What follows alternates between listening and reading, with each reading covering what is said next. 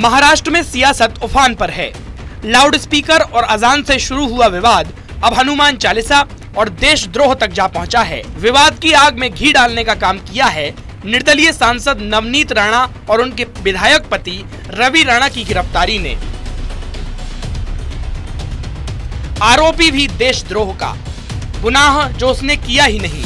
आज बंबई हाईकोर्ट ने नवनीत राणा और उनके पति रवि राणा की एफआईआर रद्द करने वाली याचिका को खारिज कर दिया, जिसे उनके लिए बड़ा झटका माना जा रहा है।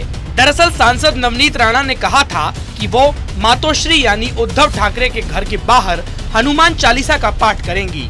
वो उद्धव ठाकरे के घर के बाहर हनुमान चालीसा पढ़ती उससे पहले ही उनके घर पर हमला कर दिया गया। नवनीत ने हमले का आरोप शिवसेना के कार्यकर्ताओं पर लगाया।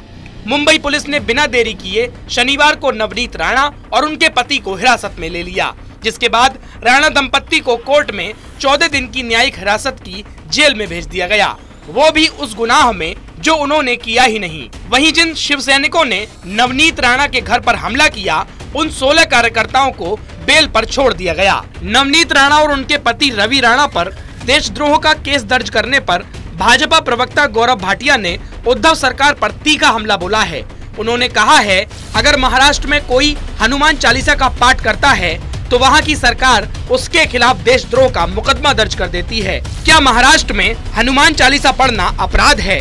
अब जो सवाल भारतीय जनता पार्टी ने उठाया है, वही सवाल देश का हर नागरिक उठा रहा है कि क्या महाराष्ट्र में हनुमान चालीसा का पाठ करना अब देशद्रोह हो गया है? क्या महाराष्ट्र देश के संविधान को नहीं मानता, जिसमें सभी नागरिकों को किसी भी धर्म और उससे जुड़ी मान्यताओं को पूर्ण करने का अधिकार मिला है?